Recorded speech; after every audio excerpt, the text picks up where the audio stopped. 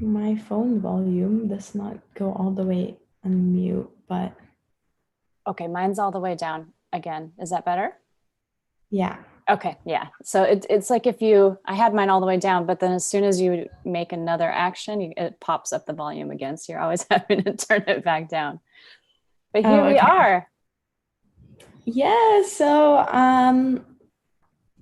I introduced you a little bit, but I'd love you to tell us about your work and also what started your journey. Thank you. Thank you for having me on. I really appreciate it. And yeah, you captured pretty well what it is that I do. And I started off in mental health and worked as a family social worker early on, and then a family therapist and marriage and family therapist is my license. I still have an active license, but I pretty much left social services because a lot of my work was not in private practice. It was actually in school systems and working with trauma and all kinds of racial injustice and things like that. And I finally left that around 2015 and went full time into coaching and doing hypnosis and the more woo-woo side that has always been a part of me all these years, but kind of was in the down low on the down low. So I decided to expand that. And that was right around the time that I started a PhD in mind body medicine. So it's been very much a synergy of attending that PhD, learning more knowledge, putting it out into the coaching and hypnosis that I do, learning more knowledge, putting it out into the coaching and hypnosis. So it's a scholar practitioner model, and it's been very rewarding personally as well as professionally. That's amazing. How does spiritual hypnosis work? That's a great question. So I call it spiritual hypnosis, the brand of hypnosis that I do, because I started to realize after a little while that the way that people were perceiving hypnosis and the way that I actually provide hypnosis was very different. And so I added spiritual in front of it because when I go into hypnosis with folks, I'm connecting them to their spiritual source, or realigning, I should say. So, and I don't mean like I'm responsible for that. Oh, we're having an echo all of a sudden again, huh? Let me check the volume again. No, that's down. It might be Mm, something with the headphones, but it looks like it's gone now. How does Um, how do I sound? yeah, I think that's, So right? yeah, that's okay. So I connect and align people, create the conditions for them to go into a healing altered state, which then we clear out any old energy. There's the echo again, huh? Are you hearing it? I'm not. You're not. Oh, it's only coming from me. I have my Zoom on mute, but because I can't mute my live for some reason. Oh, the volume won't go down on your IG live. No, for some reason. So I've muted the Zoom. I wonder why it's picking up my voice. It's echoing my voice. It's not now, but it's not echoing your voice. Mm. Hello, Jayesh Singri. I hope I said that right. Let us know if you hear an echo. We had a little bit of an echo. Thank Uh, you. yeah. How do you still hear it now? I do not hear an echo now. I think we're good. Mm. We'll Okay. just roll with it. It seems to kind of be intermittent, coming in and out. So we'll roll with it. But yeah, so this hypnosis that I do, it's really about allowing and creating the altered space for people to get into so they can clear out what's holding them back. So that might be trauma, that might be toxic energy. It might be, if you're familiar with energy medicine and how energy medicine works, Reiki and crystals and even sexual energy, divine masculine, divine feminine, Taoism, all these things, you understand how you can absorb another's energy, right? And so it's about removing that and then putting in through hypnosis by talking straight to the subconscious what it is that you want for your life. Yeah, And so, yeah. And so what happens is you're under hypnosis, your left brain, which is that logical brain that keeps you safe, that says, you know, you're not good enough to do this. Who do you think you are? All those gremlins that we learn about in coaching, right? That's the left brain. And it's there for a reason. It's the checks and balances. That sort of goes to sleep during hypnosis, and the right brain comes out to play. And the right brain believes that anything is possible. So what's really awesome about hypnosis, even though it's very evidence-based, and there's been studies at Harvard that talk about epigenetic changes, like there's changes on 1,400 different genes with DNA changes with hypnosis that's very scientifically validated. There's also this piece of it that we really don't know how exactly it works. But what's exciting about it, and what we do know, is that if the brain can believe something is possible, it is. That's all that needs to happen. So the more that you are in a state of believing, that state of hypnosis can be the portal to create those dreams, to create that life, to create that healing. There's even been in the scientific literature some cases, not necessarily attached to hypnosis, but in general, some cases of spontaneous remission from things like cancer and different afflictions. So it's really powerful, this mind-body connection. that's amazing. So I've been doing, I've done like 6 hypnosis sessions. Oh, wow. And I feel like a different person from last week. Mm-hmm. It's amazing. Yeah. So with the spiritual hypnosis, you know, some people say, do you do hypnosis for smoking cessation, or do you do hypnosis for, because that's a very traditional way to use it, right? And I will do that, and I've had success with that. But what I do is it goes a bit deeper, and I'm not putting down any kind of hypnotherapist, because it's amazing work, everybody, that whatever their thing is that they're doing.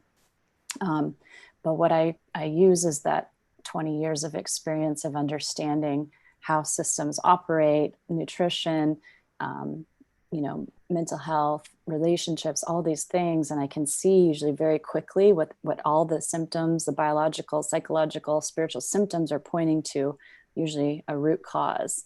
And then once you know that cause, you can get very directed with the hypnosis. So it's not like a traditional smoking cessation script that you would use. It would be like a very personalized thing to target that specific issue. So I do usually 90-minute, sometimes even 2-hour sessions, because I'm giving them a full intake and consult. And then the last 20 to 30 minutes is the actual hypnosis.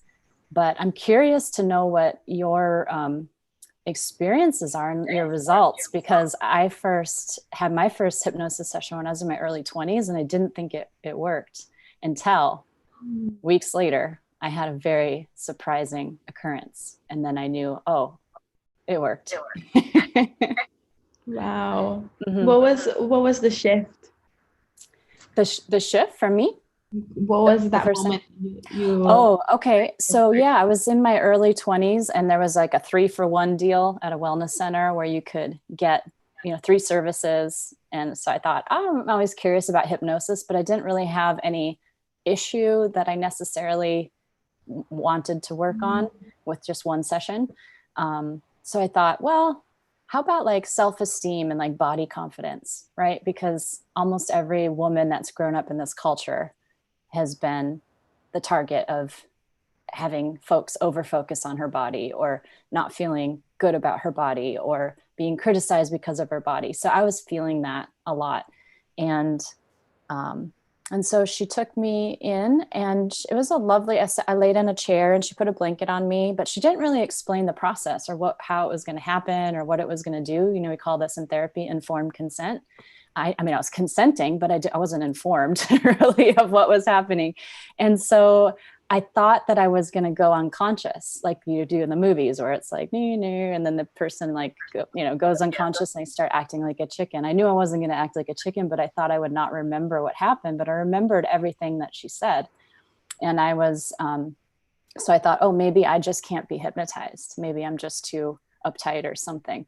And so I was lying there and she's taking me through this beautiful imagery. I'm on the beach, like I'm enjoying myself. I'm enjoying everything around me. And I woke up and I was like, that's really nice, but I don't really feel any different. And I was like, okay, I probably won't do that again. But then a couple of weeks later, I was also, being a woman in my early 20s, a lot of women who don't understand their sexual energy or their sexuality or how their body works, where it's hard for us to be orgasmic, right? And we think that we need to be, that if we don't orgasm from penetration, which is the way that we're sort of taught to have sex by our culture, that there's something wrong with us. So I also thought that I was sexually dysfunctional, right? And then I'm on the couch with my boyfriend at the time, just messing around. And all of a sudden, spontaneous orgasm. And I was like, whoa, that doesn't just happen. That doesn't just happen at all. Like, what is going on? And then I was like, we didn't do anything different than we would normally do. And then I realized, oh, wow, it was the hypnosis, because she had hypnotized me to be more confident in my body, to be more at peace and relaxed with what my body does and how my body feels, and to feel into my body. And so I was like, wow, that's powerful stuff. But that's how subtle hypnosis can be. You don't know that it actually worked until you bump up to that situation where you find yourself doing something very differently than you had anticipated. And you don't know what needs to fix or how it's going to shift or what needs to be tweaked before you get to that result that you want. And your body knows, though. Your body always knows what you need in order to do that. Yeah, so at the moment I've been doing the hypnosis sessions, and it amazes me how we really do know. And a lot of the questions that come from my coach are like, when was the last time you felt that way? And initially I'm like, I don't remember, but I just say it and I'm like, wow, I do know, I do remember. And it's in there. And we go through, he asks me, okay, what part of your body do you feel this, and how can we get rid of it? And it's just amazing. It is. It's that body-centered approach, right? I had a friend ask me that question yesterday. Like, I was talking about a block that I was feeling, and he just asked me a simple question, and all of a sudden, in answering him and his question, I was able to get to the bottom of what the block was. It's just so powerful. When we talk to the body. Yeah. And I did share the other day on my story, like how, because I've trained myself to be conscious of where my resistance is, or if I do feel resistance towards a desire or a goal. And ever since I started one-on-one hypnosis, now I'm like, I just feel it, and I'm like, oh, there's nothing. Like, there's nothing in there that's resisting me from doing what I want. And it's just like this inner confidence. Yeah. It's so powerful. That's what most of us need, is a little bit more confidence. We think that we have a narcissism problem in this world, and really it's a lack of confidence problem being masked by narcissism, right? And so it's not what it appears on the surface, and we all need that confidence boost. So in hypnosis, there's a whole area of hypnosis called ego strengthening hypnosis, which is building that confidence, and that's what I specialize in. Oh, wow. There's Shofar too. Hey, Shofar, thanks for joining in. We were mentioning you earlier. Hello. What were you going to ask? Ego strengthening. I haven't heard of that one. Yeah, that's what it is. It's confidence boosting, because and all of my first hypnosis sessions, and sometimes I only do one session because a lot can change in one session. But ego strengthening is the best way to go for that first session, because you're fertilizing the soil with which to plant your dreams. And so you have to have the confidence in yourself so that whatever you put in that soil can grow. But if you skip that step and you don't have the confidence, then you can plant seeds, are not going to stick. So ego strengthening is a good place to start. How different is it from meditation? That's a great question. My professor in my hypnosis course, who's also, he's like the main hypnosis guy. He is the president of like the American Psychological Association branch of hypnosis and all of that. He's been in it for many, many decades. He describes it as meditation is a expansion of awareness. So your focus is getting broader and bigger, and you're becoming aware of all of these things. And hypnosis, the opposite. It's a very narrow focus. So you're focusing so intently on one thing that everything else kind of falls away. And so you can see how this works with pain management. So I'm probably, even as a hypnotherapist and knowing how powerful it is, I'm probably not willing to be one of these guinea pigs, but they have done studies where they put people under hypnosis to do throat surgery. And so they'll cut into the throat and fix the thyroid with no anesthesia, but the way that, and they don't feel any pain, because the hypnosis allows them to be so narrowly focused on feelings of pleasure and sensation that any kind of receptors or perception of pain drops away. Phenomenal, right? And then we don't have to use drugs, or the liver doesn't have to filter anything out. And then when you think about, and I'm inspired by Shofar being here too, because he and I have talked about this as well, but he says that he believes that sexual energy exchange, which is what? Pleasure. Anytime you're dealing with the senses, there's pleasure involved. You're dealing with sensual, sexual energy, there's pleasure involved. There's a different kind of pleasure. That he feels like that is the thing that can heal racism on the planet. And, you know, speaking as a Black man as well. And it's really powerful to hear that perspective. And when you compare it to the science, the mind body science that I know in hypnosis, that an intense focus on pleasure dissolves pain, bypasses pain, makes a lot of sense. Wow, that's really powerful. I remember him talking about how race stands for radical awareness. I forgot the rest, but if Shofar, if you could remind me. He's got all kinds of acronyms, but also, and I do want to say too that when what he's talking about is essential energy, sexual energy, transcending racism, it's not about not acknowledging that it happens. So it's not like, oh, we're just going to skip to the feel good, but that is the way to stay engaged with the work, right? And stay engaged with the change. But yeah, I don't know what the acronym is either. Radical, I'm sure it's something with consciousness. Radical awareness. Yeah. Yeah. Hey, Vanessa, thanks for joining. Yeah, thank you so much for joining, everyone. I just want to talk about how some people perceive hypnosis as something that, oh, I lose control of everything and it's fake, or it doesn't work. Like how could you explain to, like, why is that even a thing? Why is that something we used to perceive about hypnosis? I think media and movies, you know, because it's sensationalized. And if you've ever been to that classic college group hypnosis that they do for entertainment, you start to see how it works, because what they do is they do a mini hypnosis to test your absorbability, they call it. So your ability to become hypnotized. And there's different ways you can test this. And so the facilitator will test that first to see who are the highly hypnotizable people in the crowd. And then he looks for the exhibitionists, the people that like to be the center of attention.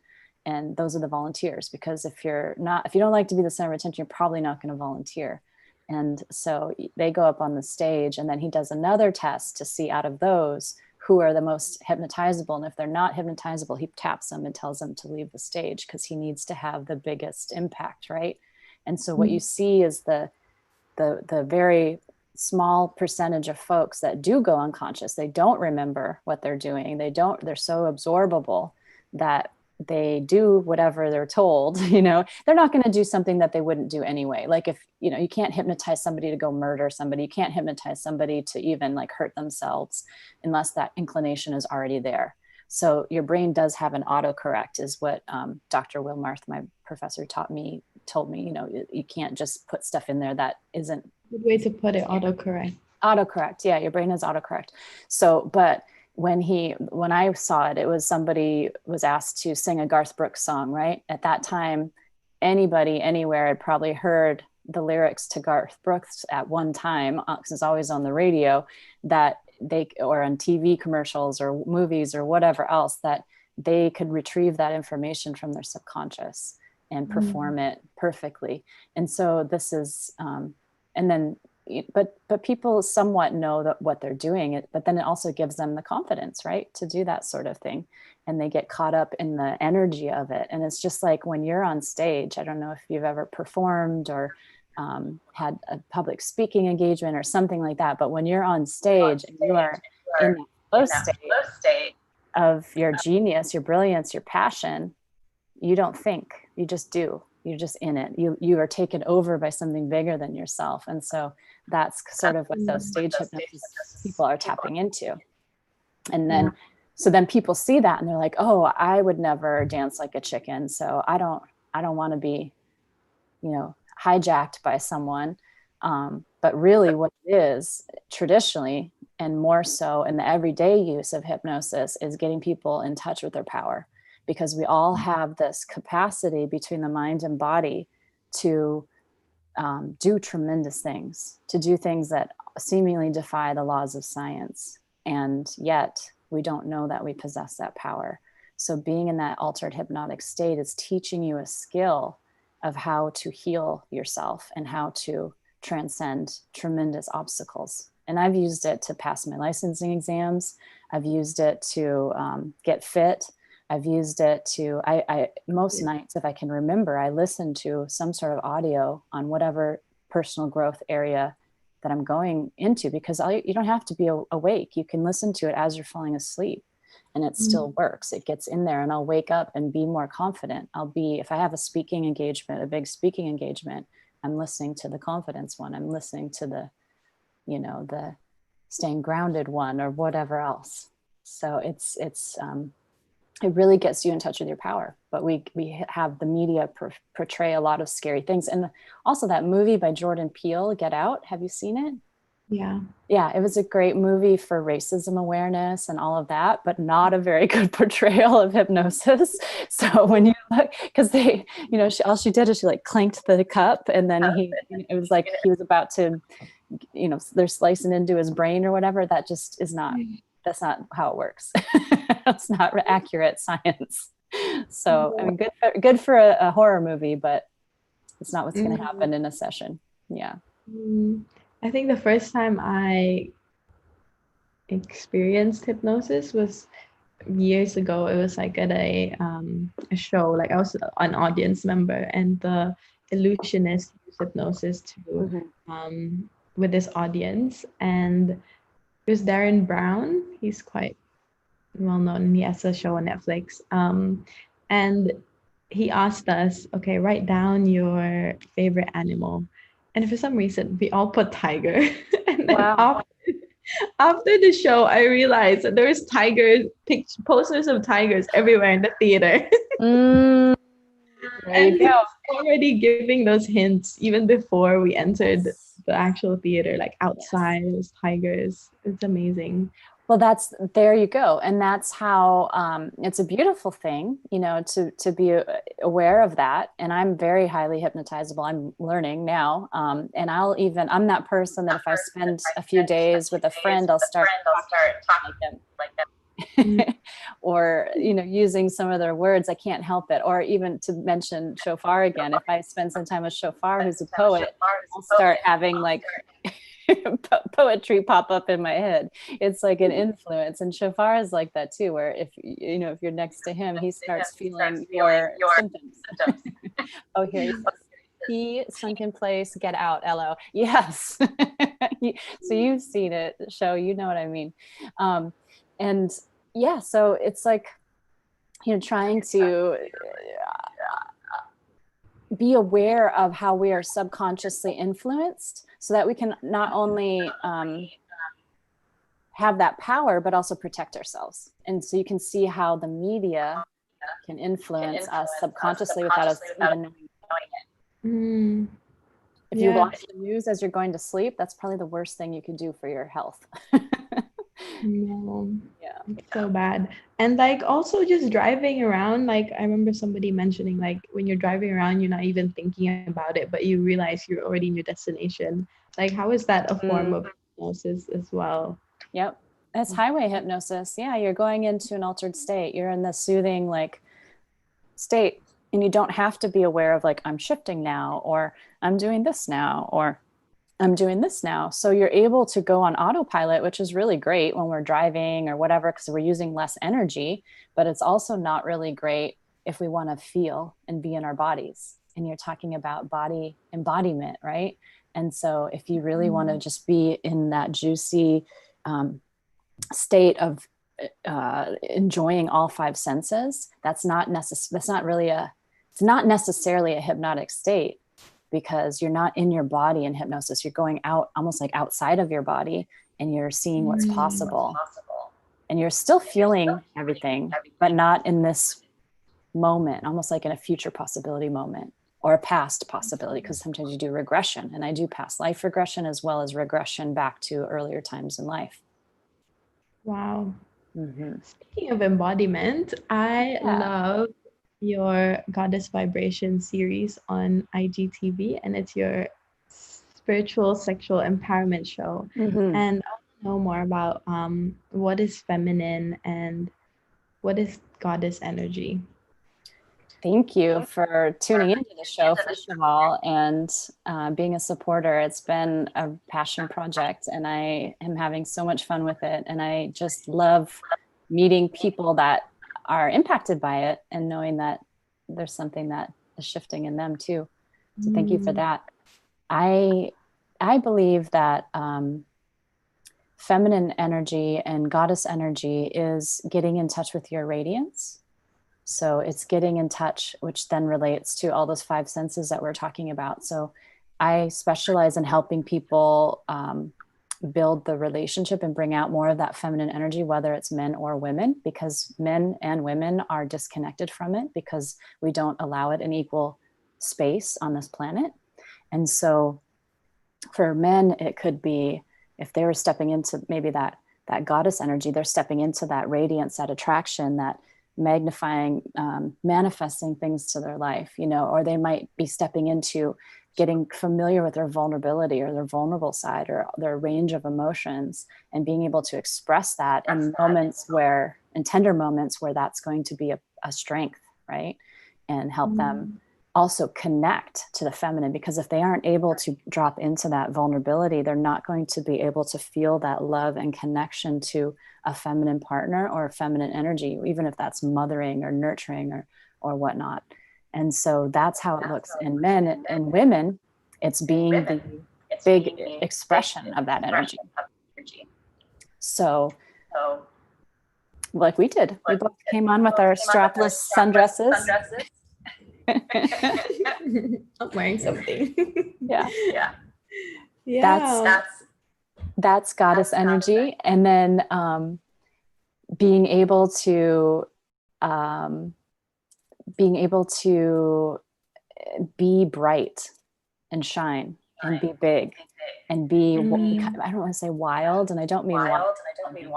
That might be part of it, but being wild in an untamed way, and pushing boundaries, pushing edges, flowing and filling the space.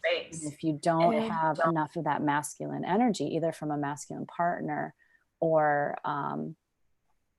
through your own inner masculine, then you have a flood, right? That it's too much. You don't get things done. And right now I'll say I'm in too much in my yin. I'm too much in my feminine. My goddess is on fire, but my God, my masculine is like, girl, you need to get some stuff done. So that's interesting. That's an interesting part. But yeah, I think it's just really living that juicy, vibrant feeling, sensual, attraction life. Yeah. What resonated with me in one of your videos is how you say for so long we've been flying with, well, in our world, like there's so much masculinity and we're just flying with one wing. And it's time we fly with both. Like we need to have both. And yeah, I love that. I love the fact that you highlight the importance of balance. And I think that, are you getting an echo or is it just me? You're not getting it? Okay, right now. I'm getting it now. I don't know why it goes in and out. I think it might have something to do with the wireless headphones because I've never had that happen before. How do I sound?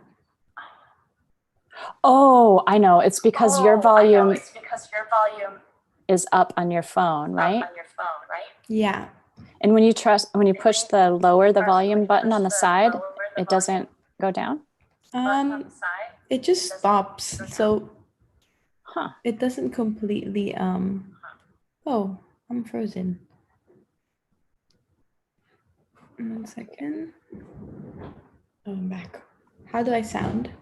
Yeah, you sound fine. It's just that sometimes I think the YouTube is picking up my voice from your phone, and then it's feeding it back into the.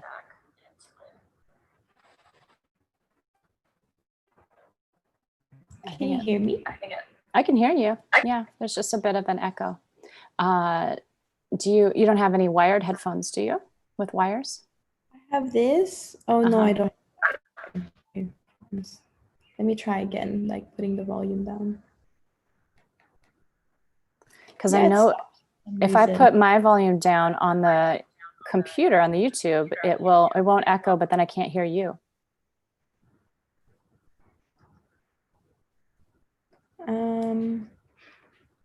Yeah, it just like it stops because for some reason I have it really low, and maybe that'll help. I don't know. Technology. I mean, yeah. How is it now? Still there.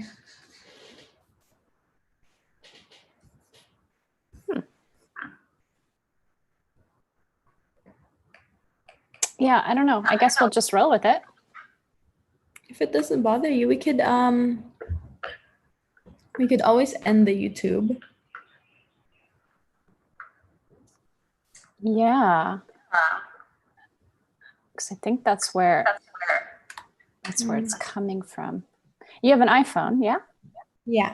And it won't turn the volume down. That's so bizarre. Let me try again.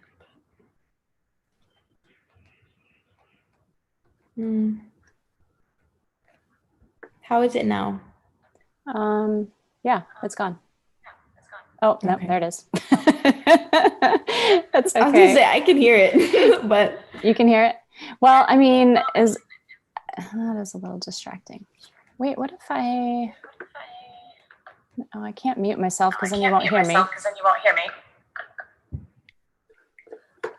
So I hear you from my phone.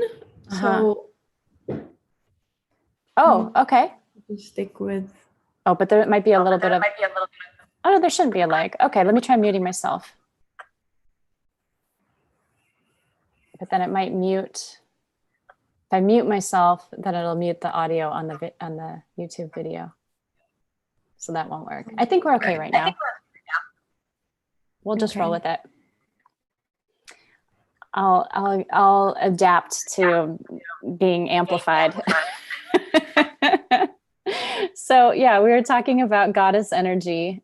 Any other questions that you had about goddess energy or embodying goddess energy?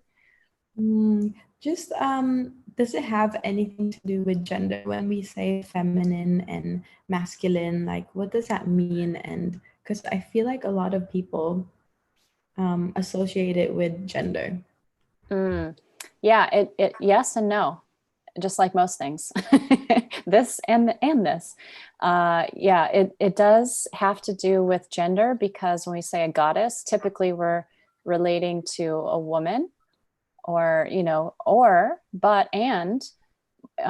that goddess energy has been more inclusive of gay men and, non-binary, that also identify with feminine, more so with feminine energy. So, I think that that's inclusive of that.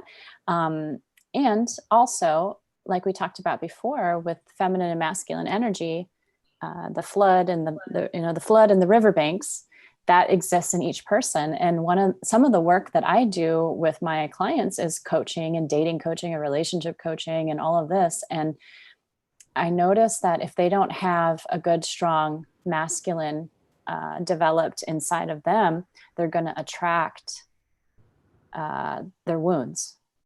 They're going to attract what's their own deficits. So let's say your masculine energy is not, like, for instance, I'll just use myself as an example right now, because right now I'm saying I'm a little bit in a yin, feminine excess, and a little bit of a yang, masculine deficiency. And so I'm having a hard time sticking to routines. I'm having a hard time waking up at the same time every day and doing my certain things in a structured way. Every day is kind of different and flowy, and it's fun and but it's not, it's a little crazy making. And so there's certain things that are falling by the wayside and not getting done that are important to get done. Right. So, so for me, if I were to go on Bumble right now, chances are I would probably attract a man who doesn't really follow through or isn't very structured, or, because that's my energy that I'm needing to work on. That's my masculine that I'm needing to work on. And so when you start to heal that and rebalance that within yourself, then you're a free agent. You're almost like a blank slate. Anybody can come through or whatever, and you get to choose, I want this or I don't want this. And you're not choosing from a place of need. You're choosing from a place of pleasure, or, adding something to your life. So that's one example of how a woman can embody her own masculine. I love that. And I love that you mentioned, like, whatever you are doing, that's what you attract in a partner as well. Because Kurti and I had a conversation the other day, and I talked about wanting flowers from a partner. And she just like shone some light on how if you buy yourself flowers, then that's when you shift your energy to attracting men who will buy you flowers. And it's like I've always known that, but also not. Yeah, it was just a great reminder. And again today. Yeah, absolutely. Well, here's an even more specific example of how this works. Again, taking into the sexual, right? The spiritual sexual energy. If a woman, and I'm so guilty of this too at times, because I'm a single mom, I'm busy. But if we say we don't want to take the time to self-pleasure, let's say, we don't want to take the time to create our own pleasure, our own sexual energy, because we enjoy it, but it's going to take too long. It's going to take an hour. I don't have an hour to do that by myself or whatever else. Then what energy are we putting out there for our partners? Do you think we're going to attract a man who's going to take the time for our pleasure, or one that's going to say we don't have enough time? You know what I mean? So it's like we start to be aware of, it starts with us and what we're willing. And so, and then think about it, the flip side. If we're spending an hour on our pleasure, on our sensuality, we're buying ourselves flowers, we're luxuriating in the bath, and maybe we even add the milk and the rose petals and all that stuff. Do you think that when a man tries to come through and have a 3-minute session, lovemaking session, we're going to tolerate that? No, we're not even going to be even interested. We'll say, never mind, I'll just go take my bath because it's about pleasure. But if you've been doing that, and you meet a gentleman that's willing to spend that time with you, he's going to be in. Yeah. So it's raising our own standards for what we want.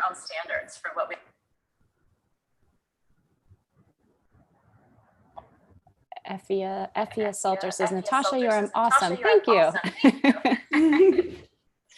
Appreciate it. Oh, she's amazing. Effie was over yesterday. We had some dinner in the garden. It was so nice. We connected over Instagram Live actually, and then she lives nearby. Well, in my city, so that's cool.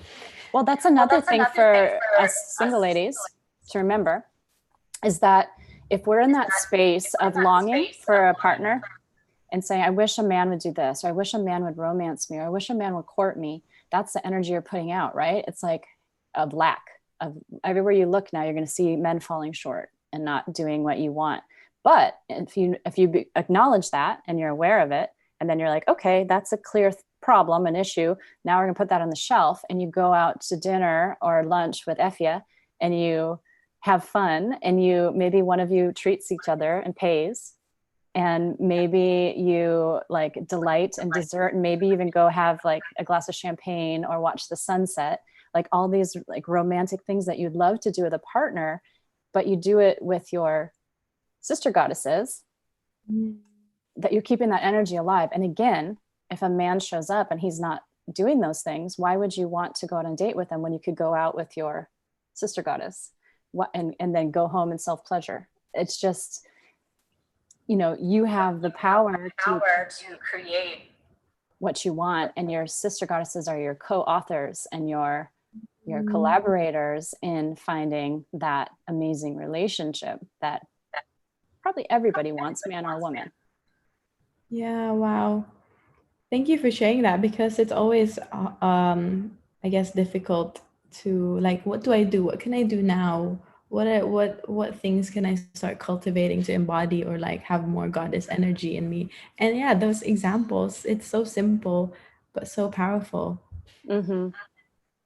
Kevin is saying, why are you ignoring my question? I didn't see a question. We're looking at two different screens right now because we have phone and YouTube, so we might have just missed it. So if you have a burning, respectful question, we're happy to answer it. So go ahead and repeat it if it's on your mind. He asked, will you do hypnosis today? No, we're just talking about it today, but if you want to schedule a hypnosis session, you can reach out to Natasha's Instagram. Yes, I do hypnosis online as well, and it includes a recording. That's amazing. Well, yeah, I guess we'll wrap it up. Thank you so much. I could talk to you like all day, but Instagram has a time limit. And also let us know how else we can reach out to you, obviously via Instagram and website. Yeah, I have a website. And when you have goddess group coming up, or I have, yes, I do have group and workshop offerings from time to time. The next group I'll be launching though is a 10-week mind body skills group, and it is co-ed. Wow. But it is dealing with addressing it. First of all, it's evidence-based for trauma. So if anybody's feeling trauma, it'll help with that. But it's also through pleasure. We heal trauma through pleasure. So in that group, we're teaching the mind and body connection so that we're feeling relaxed and spacious and calm. And then we just allow what doesn't fit that vibration anymore to float out. But it's very science-based as well. So I'll be doing that very soon in the near future. I've had people reaching out to me and requesting it. So if that's something that's interesting, definitely hit me up on DM on Instagram or my website. You can contact me there, natashaedwina.com. Thank you so much so far for the reflections. And yeah, then tune in to the Goddess Vibrations, the spiritual sexual empowerment show every Monday at 6 p.m. Pacific Standard Time. I'm in Southern California. Have some amazing guests, and I just love building community. So if any of this resonates with you and you want to, give me a follow, a like, and I'll do the same. Cool. Well, thank you so much. No, we won't do a live hypnosis. People really want the hypnosis. I'm telling you, I can't just do a half-assed job. I have to. I have to go deep. I have to have my environment. I go deep. So if you want that full pleasure experience, then yeah, I do 90-minute sessions. And you can look. It's in my Instagram bio. My services, work with me, or my website. Thank you so much. yeah, that's it for today. Thank you you so to much. everyone who tuned in and Shofar for connecting us, and Effie's still here. So thank you again. It was a pleasure. Thank you for inviting me. Lots of love. Bye. All right. Hey. We're still here. We're still here, and now we don't have any sound issues. Oh, there, I can hear you again. I'm just putting a video. Oh, we did get some people on YouTube Live. I didn't realize. Oh, cool. Yeah, that's good. So Splish Boy, sorry about that. Sorry I did not see your messages until now, but we had a lot of things to attend to. When you're live streaming, it's nice to have a helper, somebody that can attend to the messages so that you can stay focused in what you're saying and your thoughts. It's a skill you have to develop, right? Yeah, wow. Yeah. All right. Well, I guess we can end it here on YouTube unless there's anything extra that you wanted to bring up or focus on. And hopefully we can meet again. Yes. Right now, nothing's like, I think I've asked my questions, but definitely if I have anything else coming up or a reflection coming up, I'll let you know. And that was very insightful and empowering. I feel so inspired, and I really, really want to learn hypnosis now. Oh, good. Yeah. Awesome. Well, definitely reach out with any questions or anything. I'm glad. I'm glad that's a feeling that you're being left with. That's what I love to do, is spread that, and then it's contagious and it's a movement. It's amazing. Like we have a superpower and we don't use it enough. Exactly. Yeah. Nothing to be afraid of, but you can see why people might want you to be afraid of it, because they want to keep you powerless, right? So that they can have the advantage. But yeah, no, there's nobody that can take control over you. You own it. Yeah. Oh, thank you so much again. You're very welcome. We'll end it here on YouTube. All right. We'll see you later. Bye.